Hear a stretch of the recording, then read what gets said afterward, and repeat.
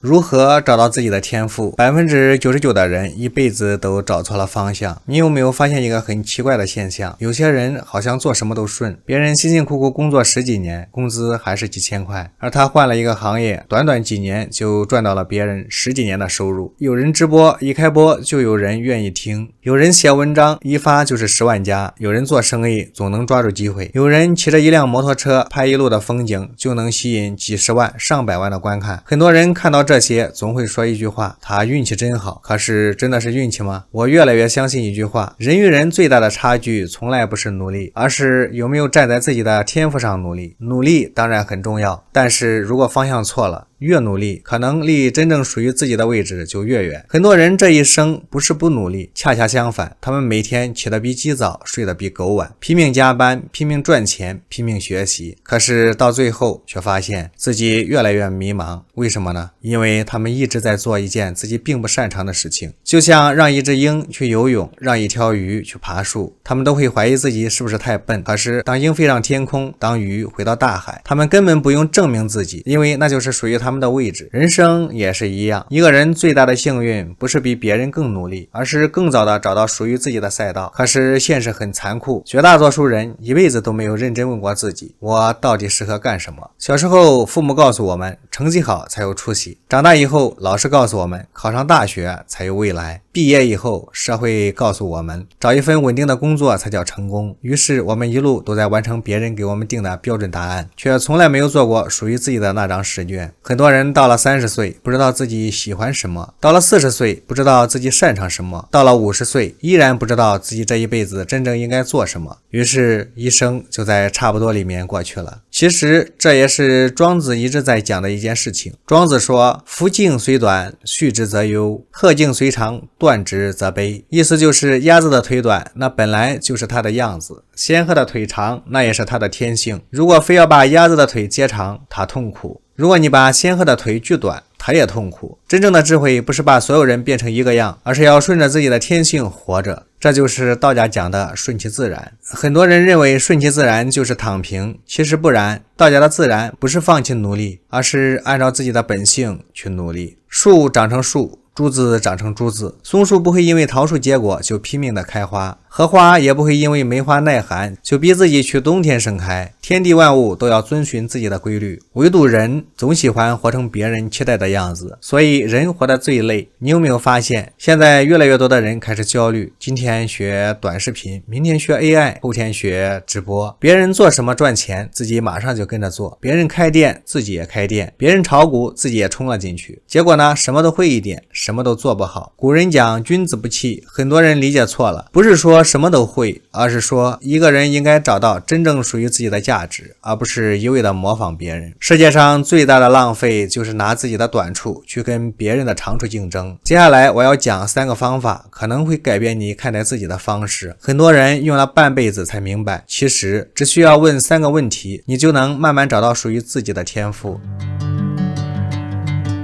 真正的天赋不是你最会的，而是你学得最快的。很多人一听到天赋2个字，第一反应就是我没有天赋。可是我想告诉你，不是你没有天赋，而是你一直把天赋理解错了。我们从小接受的教育总喜欢告诉我们，成绩第一的人有天赋，考上名校的人有天赋，会唱歌、会画画、会演讲的人有天赋。于是无数普通人便开始怀疑自己，觉得自己没有任何特别之处。可真正进入社会以后，你会慢慢发现，学校里的第1名不一定混得最好，成绩普通的人也未必过得差。为什么？因为真正决定一个人成就的从来不是考试能力，也不是小镇答题家，而是他有没有找到属于自己的优势。道家有一句话，万物各得其和一生，各得其养一成。天地之间没有一片叶子是完全一样的，每一棵树都按照自己的方式成长。竹子不会羡慕松树高大，荷花不会羡慕梅花耐寒，因为他们知道自己的价值不需要活成别人。人也是一样，有人适合做管理，有人适合搞技术，有人适合做销售，有人适合搞创作，有人适合站在人群中央，有人适合默默地解决问题。世界上最可怕的一件事，就是让所有人都按照同一种标准活着。如果所有动物都参加一场考试，而考试内容只有爬爬树，那么猴子会成为天才。松鼠也不错，可是大象、海豚、老虎、鲸鱼都会觉得自己很失败，不是他们不够优秀，而是考错了题。人生也是如此，很多人不是能力不够，而是一直在参加一场本不属于自己的比赛。我曾经看过这样一个故事，有2个年轻人同时进入一家木匠铺当学徒。第一个人非常勤奋，每天第一个到，最后一个走，别人休息的时候，他还在锯木头。第二个人呢，却很奇怪，他每天除了干活，还总喜欢观察师傅，研究木纹，揣摩不同木材的纹理，甚至坐在那里一看就是半个小时。很多人觉得这个年轻人太懒了。可是3年以后，第一个人成了一名普通木匠，而第二个人却成了远近闻名的家具设计师。后来有人问他，为什么你学得这么快？他说了一句话，因为我喜欢。别人是在记动作，而我是在理解木头。这句话看似简单，却揭开了天赋真正的秘密。真正有天赋的人，不是比别人更聪明，而是比别人更容易理解一件事情。别人学的是技巧，他看到的是规律；别人背的是答案，他却知道背后的道理。所以同样学1年，别人刚刚入门，他已经开始创新了。庄子里面有一个特别有名的故事，就是庖丁解牛。很多人都知道这个典故，却很少有人真正读懂它。庖丁给梁惠王杀牛，第一刀下去，动作优雅的像跳舞，刀走到哪里，哪里就自然裂开。19年过去了，他杀了几千头牛，刀刃却依然像刚磨出来一样锋利。梁惠王震惊了，问他：你为什么这么厉害？庖丁回答了一句话：臣之所好者，道也，近乎技矣。意思是我追求的不只是技术，而是规律。这句话就是天赋真正的样子。普通人看到的是牛，高手看到的是骨骼。普通人用蛮力，高手顺着缝隙，所以别人费劲，他却很轻松。很多人认为庖丁厉害是因为练了19年，其实不是，练19年的人很多，为什么只有庖丁成为经典？因为他不仅练，更重要的是他懂得观察规律，把自己的兴趣、理解和不断实践结合在了一起，于是技术变成了艺术。人生也是如此，真正适合你的事情，往往会让你觉得别人觉得很难，你却觉得很自然。心理学家曾经做过一个研究，他们发现人在自己真正擅长的领域，大脑建立神经连接的速度会明显快于其他领域。简单来说，就是同样学习10个小时，有的人只能记住6成，有的人却能融会贯通。这并不是谁更努力，而是每个人的大脑本来就有不同的优势。所以你千万不要因为自己数学不好就否定自己，也不要因为不会表达就觉得没有能力。世界需要的从来不是同一种人才，而是各种各样的人。真正聪明的人不会天天盯着自己的短板，而是不断强化自己的长板。那么怎么判断一件事情是不是你的天赋？其实你可以问自己3个问题。第一，别人觉得很难，我却觉得很简单。别人学剪辑视频1个星期都不会，而你1天就能上手。别人觉得写文章太痛苦，你却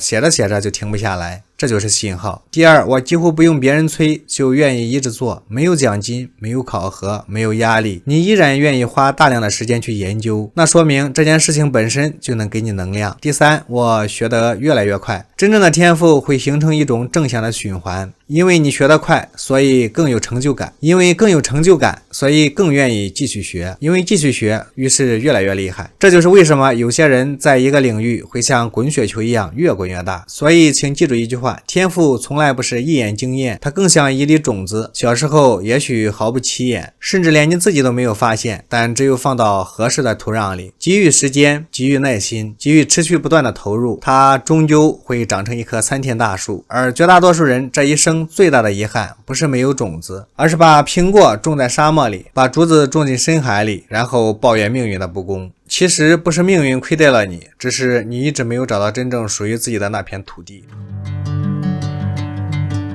真正的天赋会让你忘记时间。讲到这里，很多人可能会问，是不是我学得快就是我的天赋？还不一定，因为有些东西你可以学得很快，却未必适合做一辈子。真正的天赋还有第2个特征，它会让你忘记时间。你有没有过这样的经历？有一天你本来只想看一本书，结果一抬头外面天已经黑了，或者你只是想剪10分钟的视频，等反应过来已经是凌晨2点，身体很累，可是心却很满足。为什么会这样呢？因为那一刻你进入了一种非常特殊的状态，心理学把这种状态叫做心流。什么叫心流？就是当一个人全神贯注做一件事情的时候，候，他会短暂忘记时间，忘记疲劳，甚至忘记自己。这种感觉不是靠强迫自己产生的，而是发自内心的投入。很多人觉得成功的人很自律，其实你认真观察就会发现，真正顶尖的人不是自律，他们更重要的是他们喜欢到别人觉得是在工作，而他们觉得是在玩。这就是人与人最大的区别。庄子里面有一个故事，比庖丁解牛还要耐人寻味。说的是一个老人在树林里捕蝉，那个老人驼着背，身体并不好，可是只要蝉落在树枝上，他伸手一沾，几乎百发百中。孔子看到以后都觉得不可思议，于是问老人，你是不是有什么秘诀？老人笑着回答，没有什么秘诀。然后他说了一段非常经典的话，他说，用智不分，乃凝于神。什么意思？就是当一个人的心不再分散的时候，精神就会高度集中。后来老人又说，每次捕蝉的时候，他的眼里没有大树，没有风声，没有旁边的人，甚至连自己的身体都好像不存在了。他的眼中只有那一只蝉，所以手自然不会偏。这就是庄子所说的凝神，也是今天心理学所说的心流。你会发现2000多年前，庄子已经把人类最高效率的工作状态讲明白了。现在很多人为什么觉得累？不是因为事情太多，而是因为心太散，一边工作，一边刷手机，一边聊天，一边想着晚上要吃什么，看似忙了一整天，真正投入工作的时间可能连2个小时都不到。道德经中有一句话，五色令人目盲，五音令人耳聋，五味令人口爽。老子想表达的是，一个人如果长期被外界各种刺激牵着走，内心就会越来越浮躁。今天这句话比2000年更加真实。打开手机，短视频、新闻、消息提醒、热点、直播，你的注意力每1分钟都在被争夺，于是我们越来越难以专注，越来越难以静下来。而一个无法专注的人很难发现自己的天赋，因为任何能力都需要时间去沉淀。很多人把成功理解成拼命，于是不断逼自己学习，逼自己社交，逼自己创业，逼自己做自己根本不喜欢的事情。最后呢，坚持半年，坚持1年，终于坚持不下去了，于是开始怀疑自己。其实不是你没有毅力，而是方向错了。一个每天靠意志力活着的人，迟早会筋疲力尽。真正厉害的人，往往不是最能熬的人，而是找到了一件能够持续给自己提供能量的事情。就像汽车，如果发动机一直没油，再好的车也跑不了多远。而热爱就是一个人最持久的燃料。当然，这里还有一个误区，有人会说，我喜欢睡觉，我喜欢打游戏，那是不是也是天赋？当然不是。真正的天赋有一个非常重要的标准，它不仅让你快乐，还能持续创造价值。如果一件事情只能带来短暂的刺激，做完以后反而更加空虚，那不是热爱，那是欲望。真正的热爱会让你越来越充实，会让你的能力越来越强，会让别人越来越需要你。所以请记住一个判断标准，如果你做完一件事情之后觉得自己成长了，变得更好了，甚至愿意明天继续做，那它很可能就是你的方向。很多人一直在问，我怎么才能找到自己真正喜欢的事情？其实不是找，而是观察。观察什么？观察你在哪些时刻最容易进入忘我的状态。你有没有发现，有的人一聊到历史就停不下来，有的人一研究摄影就废寝忘食，有的人一讲到道德经、庄子、易经，几个小时都不会觉得累，有的人骑着摩托车穿过山川河流，只是拍一段风景，就觉得一天都没有白过。这些看似普通的瞬间，其实都在告诉你，你的心已经在替你做选择了。很多时候大脑会骗你，因为他害怕失败，害怕别人评价，害怕收入不稳定。可是你的内心不会，他会不断把你拉向真正属于你的地方。所以大家一直强调一句话，见素抱朴，少思寡欲。当一个人放下太多外界的比较、焦虑和虚荣，才能真正听见自己内心的声音。因为天赋不是社会告诉你的，而是你的生命一直在提醒你的。所以第2步，请记住一句话，不要问自己什么最赚钱，先要问自己什么事情即使短暂，没有掌声，没有收入，没有鲜花，你依然愿意花时间去做。那个答案往往比任何职业规划都更接近你真正的天赋。别人反复来找你的能力就是你的价值。讲到这里，前面2步我们已经知道了。第一，什么事情你学得特别快；第二，什么事情能让你进入忘我的状态。可是还有最后一步，也是最关键的一步，因为有的人很喜欢一件事情，也做得不错，最后却没有变成事业。为什么？因为他忽略了一件事情，你的天赋不是自己说了算，而是别人愿不愿意为他付出时间、信任，甚至金钱。很多人每天都在问我适合做什么，其实你不用问自己，你应该问别人。看看过去几年，别人最常因为什么来找你？因为人不会无缘无故的找你。如果10个人、20个人、上百个人都是因为同一件事情来找你，那就不是巧合，那就是你的价值。你有没有发现这样一种人？办公室里总有一个人，电脑坏了大家来找他，表格不会做大家来找他，打印机坏了还是来找他。他未必职位最高，但他一定是那个最不可替代的人。还有一种人，朋友遇到感情问题第一个想到他，工作迷茫找他，创业失败找他，人生不知道该怎么办还是找他。为什么？因为他有一种别人没有的能力，也许是分析问题的能力，也许是会安慰别人，也许是帮别人找到了答案，这些就是价值。再比如，有人特别会讲故事，一群人坐在一起，只要他一开口，大家都会安静下来。有人特别会组织活动，一场混乱的聚会到了他的手里就井井有条。有人特别会拍视频，同样一段风景，别人拍出来平平无奇，他拍出来却让人看了一遍又一遍。请记住，别人反复需要你的地方，就是你的天赋正在发光。道德经有一句话，圣人无常心，以百姓心为心。很多人觉得这句话讲的是仁爱，其实它还有另一层意思。真正有智慧的人不是沉寂在自己的世界里，而是懂得观察别人真正需要什么。你再厉害，如果解决不了别人的问题，你的能力就只是兴趣。可一旦你的能力能够帮助别人，它就开始产生价值，价值越大，影响力越大，影响力越大，收入也往往随之而来。所以一个人真正的事业不是我喜欢什么，而是我喜欢做的事情刚好也是别人需要的事情。这三者重合，天赋、热爱、需求，你的方向就找到了。日本经营之圣稻盛和夫年轻的时候并没有想过成为企业家，他只是一个普通的工程师，每天研究陶瓷，别人下班了他还在实验室里，一次又一次的失败，有人笑他天天研究这些破材料有什么用，可他没有停。后来日本很多企业都遇到了技术难题，大家都来找他，因为只有他能解决问题。最后他创立了京瓷，后来又拯救了濒临破产的日本航空。很多人觉得他是商业天才，其实不是，他只是几十年如一日，把别人需要的一件事情做到极致，于是价值自然就出现了。曾国藩也是如此，年轻时候的曾国藩资质并不算高，甚至有人评价他反应迟钝。可他有一个特点，别人不愿意做的事情他愿意反复做，别人嫌麻烦他一点一点整理，别人觉得没有必要记录，他每天写日记反省自己。时间久了，别人积累的是情绪，他积累的是能力。后来朝廷遇到最困难的时候，为什么偏偏想到曾国藩？因为大家知道这个人能把事情办成。所以请记住，能力不是靠吹出来的，而是别人一次又一次验证出来的。这里我想分享一个特别重要的公式，很多人听完之后都说相见恨晚，就是天赋加持续投入加社会需求等于一个人最终的价值。如果只有天赋没有坚持，它只是潜力；如果只有坚持没有天赋，可能事倍功半；如果只有天赋坚持却没有社会需求，它可能只是兴趣爱好。只有这三个条件重合，你的能力才会变成真正的事业。这也是为什么有些人越做越轻松，而有些人越努力越焦虑。不是努力不同，而是方向不同。庄子说，人皆知有用之用，而莫知无用之用。很多人年轻的时候总觉得自己身上某些特点没有用，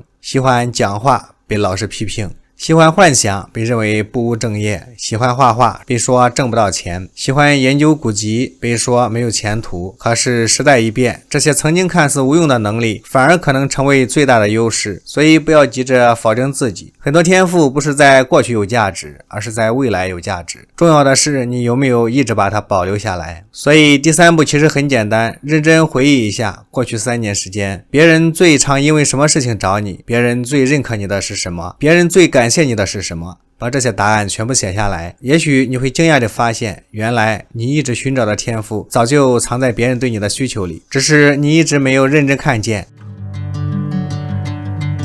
真正改变命运的不是努力，而是把天赋放在对的位置。讲到这里，我们再回头看看，找到天赋其实并没那么复杂。第一，看什么事情你学得最快；第二，看什么事情你做起来最容易进入忘我的状态；第三，看别人最常因为什么事情来找你。如果这3件事情指向的是同一个方向，那么恭喜你，那大概就是你的天赋所在。可是我还想告诉你个更残酷的事实，很多人并不是找不到天赋，而是不敢相信自己的天赋。为什么？因为我们在成长的过程中一直在接受一种教育，别人认可的才是好的，别人赚钱的才是值得的，别人走过的路才最安全。于是我们慢慢失去了判断自己的能力。一个喜欢写作的人去做销售，一个天生有创造力的人去做重复性的工作，一个擅长表达的人一辈子坐在角落里不敢开口。不是他们没有能力，而是他们一直在活成别人期待的样子。庄子里有一句话我特别喜欢：鹪鹩巢于深林，不过一只；鼹鼠饮河，不过满腹。意思是说，一只小鸟在森林里筑巢，只需要一根树枝；一只小老鼠到河边喝水，也不过是喝满自己的肚子。庄子想告诉我们的，不是让人没有追求，而是每个人都有属于自己的位置。树有树的位置，草有草的位置，山有山的位置，河有河的位置。真正的痛苦不是位置不好，而是总站在别人的位置上，羡慕别人的人生。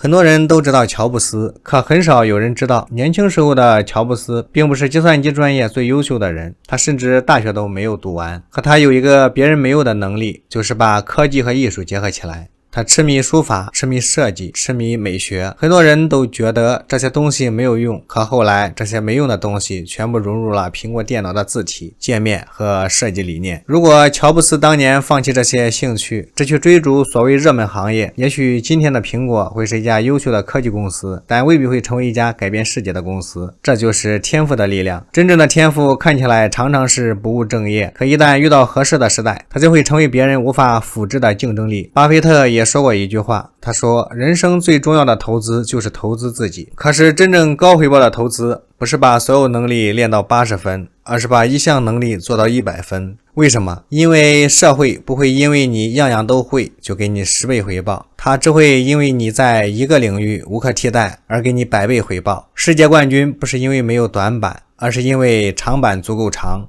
所以人生不是木桶，人生更像是一把剑，真正决定它价值的不是每一寸都一样锋利，而是剑锋是否足够锐利。道德经中有一句流传1000年的话，人法地，地法天，天法道，道法自然。很多人把道法自然理解成顺其自然，其实这里的自然并不是听天由命，而是顺应自己的本性。竹子为什么长得快？因为它不会去和松树比高度。梅花为什么能在冬天开放？因为它不会羡慕桃花的春天。大海为什么能够容纳百川？因为它始终把自己放在最低处。天地万物都遵循自己的规律，唯独人喜欢逆着自己的天性活着。别人考公务员，我也去考；别人直播赚钱，我也去直播；别人创业成功，我也辞职去创业。最后把自己活成了一个不断追赶别人的人。可真正厉害的人从来不追别人，他们只是不断的成为自己。你有没有发现，自然界里没有2片完全相同的树叶，也没有2棵长得一模一样的树，可为什么人却总想活成同一种样子？其实真正成熟的人生不是比较，而是发现自己的节奏，发现自己的位置，发现自己的价值。列子里面有一句话，生而不知其所以生，死而不知其所以死，是为大祸。一个人最大的迷茫，不是知道世界是什么样，而是不知道自己是谁。很多人花了半辈子研究别人，却没有花1天时间真正认识自己，于是一辈子都在追赶别人的答案，却错过了自己的问题。如果今天的视频你只能记住一句话，我希望是这一句：人生不是找到一份最好的工作，而是找到那个真实的自己。因为当一个人站在自己的天赋上努力就不再只是消耗，而会变成一种享受。成长不再只是压力，而会变成一种快乐。坚持也不再需要咬牙硬撑，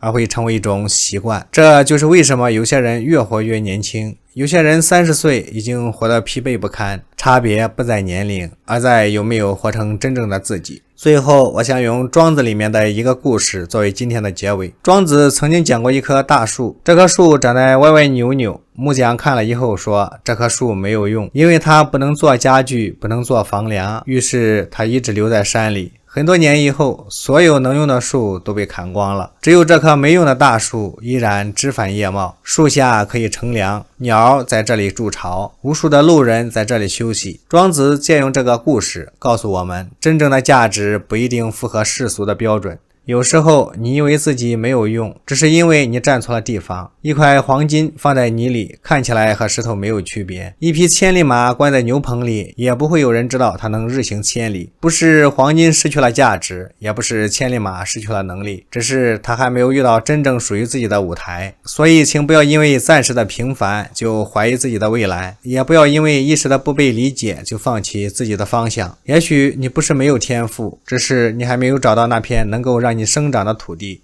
当种子遇到春天，它自然会发芽；当江河找到大海，它自然会奔流。当一个人找到真正属于自己的天赋，他的人生也就会像《道德经》所说的那样：夫为不争，故天下莫能与之争。因为真正的高手从来不是靠和别人竞争赢得人生，而是找到那个别人永远无法替代的自己。如果今天这段分享对你有所启发，不妨在评论区留言，你觉得自己最大的天赋是什么？也许当你把答案写出来的那一刻，人生的新方向就已经悄然开始了。